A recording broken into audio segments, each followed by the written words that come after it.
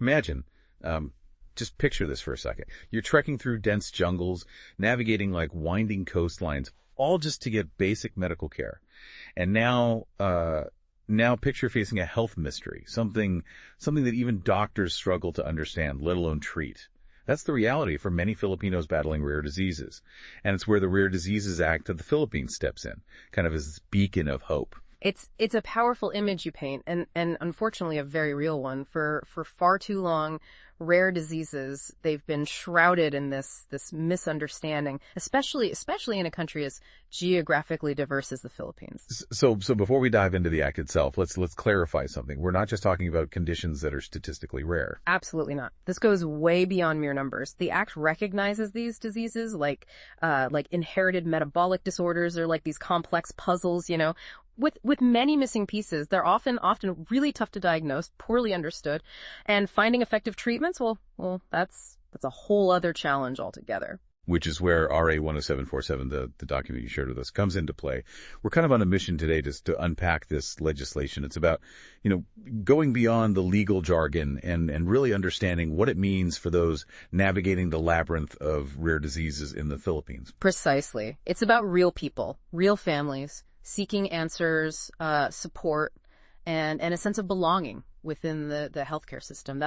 That's where the Act's emphasis on a comprehensive and sustainable healthcare system becomes so crucial. It's like building a safety net, not just for medical needs, but for like the entire journey, right? Exactly. One key element is the creation of a rare disease registry. Think of it as this centralized database that gathers crucial information, data about the diseases themselves, the patients affected, and even potential treatment options. This registry sounds like a game changer. Not only for research and policy decisions, but also for patients themselves. Just knowing they're not alone could be incredibly empowering. Absolutely. And for those in remote areas who might feel even more isolated, there's the telegenetics referral system. It's a lifeline, you see, connecting them with specialists who can provide expert guidance, no matter the distance. That's incredible. Can you give us an example of how that might work in practice? Imagine a family living on a small island, hundreds of miles from the nearest major hospital. Their child begins displaying these unusual symptoms that leave local doctors baffled.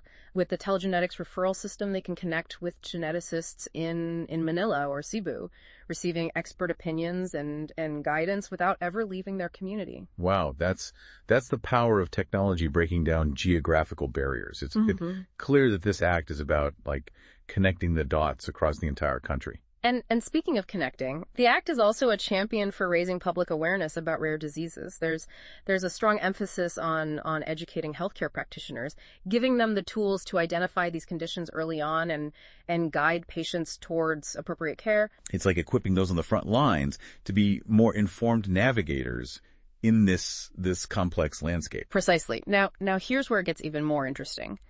The Act takes a bold step in recognizing the rights and inclusion of people with rare diseases by designating them as PWDs, persons with disabilities. That's a significant move. What kind of impact does that have on their lives? Think of it as unlocking a whole network of support and opportunities. It opens doors to social welfare assistance from the Department of Social Welfare and Development, as well as employment support from the Department of Labor and Employment. Tangible benefit of that can make a world of difference. So it's not just about medical care. It's about empowering individuals to live full and meaningful lives. Now, let's talk about a topic I found particularly intriguing: orphan drugs. What exactly are they? What's their significance in all of this? The term might sound a bit mysterious, but the concept is quite straightforward. Orphan drugs are specifically developed to treat rare diseases. The challenge is that because these conditions affect a smaller population, researching and developing these drugs are often not financially appealing for pharmaceutical companies. It's a matter of market forces, unfortunately. So these orphan drugs are like the unsung heroes of the pharmaceutical world, created with a sense of purpose rather than profit in mind. Exactly. And the Act recognizes this challenge head on. It outlines a clear process for designating a drug as an orphan drug and empowers the Rare Diseases Technical Working Group, or DTWG for short, to oversee these decisions. It's like building a bridge, ensuring these life-saving treatments reach those who need them most. And if a patient requires a treatment not yet widely available in the Philippines, there's the compassionate special permit process, offering a beacon of hope for accessing potentially life-saving medications. So there's a sense of urgency built into the act. A recognition that for many with rare diseases, time is of the essence. Absolutely. And speaking of working quickly and efficiently, another striking aspect of this act is its emphasis on collaboration. It's truly a team effort woven into the very fabric of the act. You see the Department of Health taking a leading role, collaborating closely with the National Institutes of Health to leverage their expertise. Like assembling a brain trust. Yeah. Bringing together the best and brightest to tackle these complex challenges. Precisely. And it doesn't stop there. The FDA plays a vital role in ensuring access to those crucial orphan drugs and specialized medical foods we discussed. And then there's the Department of Science and Technology, or DOES, diving deep into research to uncover more affordable solutions and deepen our understanding of these complex diseases. It's remarkable to see such a diverse group of agencies working in sync, all pulling in the same direction. But let's address the elephant in the room. The financial burden that often accompanies rare diseases. You're right. It's a significant concern, but here's the good news. The act tackles that head on. It outlines several financial assistance options specifically for people with rare diseases. So there is a safety net in place. Absolutely. There's the basic benefit package provided by the Philippine Health Insurance Corporation, for starters. Additionally, the Sin Tax Reform Act of 2012 allocates a portion of its revenue to support individuals with rare diseases, providing much needed medical assistance. That's reassuring to know. It seems like the act is taking a multi-pronged approach to alleviate this financial strain. Exactly. And here's another example of that.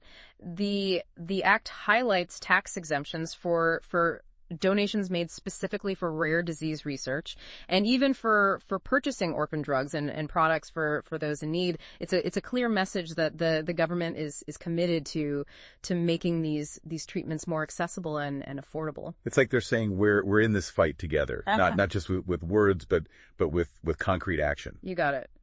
This act isn't just ink on paper. It's a blueprint for change, for fostering a more supportive and inclusive environment for Filipinos facing rare diseases. This deep dive has been incredibly eye-opening. We started feeling a bit lost in the labyrinth of this complex issue, but now we see how this act serves as a guiding light toward better care, support, and understanding for Filipinos with rare diseases. Mm-hmm. It's been my pleasure to navigate this with you. I think it's safe to say that RA 10747 is a testament to the Philippines' commitment to leaving no one behind, no matter how rare their challenge may be. Well said. RA 10747 really does feel like a solid step towards a brighter future for Filipinos with rare diseases. Absolutely. But before we wrap up, I'm curious to hear your perspective on this. Given the geographical and economic realities of the Philippines, what more do you think could be done to ensure that every single person facing these unique health challenges has as equitable access to the care and support they deserve, regardless of whether they live in a bustling city or a remote village, regardless of their financial means?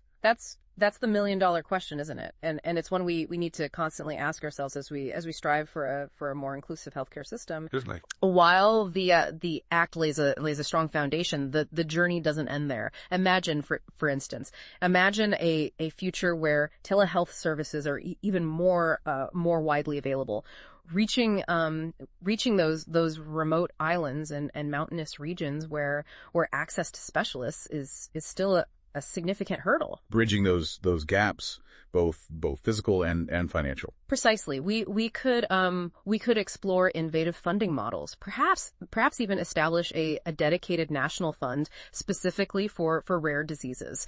This could provide a consistent and sustainable stream of support for research, treatment, and patient assistance programs. That's a powerful idea. Having a dedicated fund could make a world of difference in ensuring those vital resources are always available. Exactly. Because ultimately this is about people's lives. It's about providing hope where there was uncertainty, and ensuring that no one feels forgotten or left behind in their journey with a rare disease. Beautifully said. And it highlights something crucial. Even with groundbreaking legislation like RA 10747, the conversation needs to continue. The pursuit of equitable healthcare for all Filipinos must remain a top priority. I couldn't agree more. Every step we take, big or small, it brings us closer to a future where everyone facing these unique health challenges feels seen, heard, and supported. A perfect note to end on. To our listeners, thank you for joining us on this deep dive into the Rare Diseases Act of the Philippines. We hope you found it insightful and empowering. It's been a pleasure sharing this exploration with you. And remember, even though our deep dive ends here, the quest for knowledge and understanding never does. Yeah. Keep asking questions, stay curious, and keep diving deep into the topics that matter most to you. Until next time,